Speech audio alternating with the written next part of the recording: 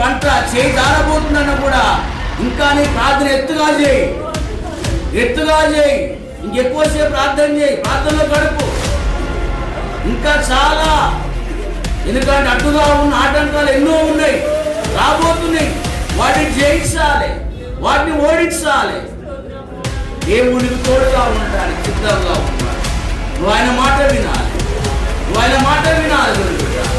గ్రహించుకోండి, గ్రహించుకోండి. తిరిగి ఆ విధంగా కనుక ఎక్కడ ఆ విధంగా మంచుకుంటే అక్కడ కాదు, ఇటు వంగజటు కాదు. తప్పు అధ్యయనం బిడ్డ, నువ్వు తప్పుడు జీవితం జీవిస్తున్నావు, తప్పుడు అడుగు వేస్తున్నావు.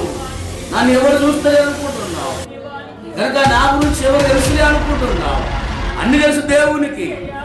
వాక్యము ద్వారా అడుక్కు క్షణ క్షణానికి ఈ నడవడిలో అంతా దేవునికి అని తెలుసు. దేవుని బిడ్డ, నీ కుటుంబం ఎట్లా ఉంది, ఏ విధంగా ఉన్నది, నువ్వేం చేస్తున్నావు, నువ్వు ఎప్పుడు ఏం చేస్తున్నావు అంతా దేవుని తెలుసు.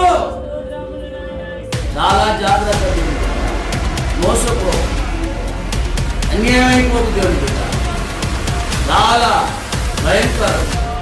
పరిశుద్ధాత్మ దేవుడు చాలా అన్ని విషయాలలో ఇతరుల మాటలు పట్టుకుంటే ఇల్లు కూలిపోతారు, సంసారం కూలిపోతారు, భార్య భర్తలు విడిపోతారు, కన్న పిల్లలు కూడా దూరం అయిపోతారు, ఘోరమైపోయి ఎడుగాని పచ్చలమైపోతారు, దిక్కులేని వాళ్ళమైపోతారు, అవమాన పాలైపోతారు. ఈ దేవుడు ఏడు అయిపోతుంది.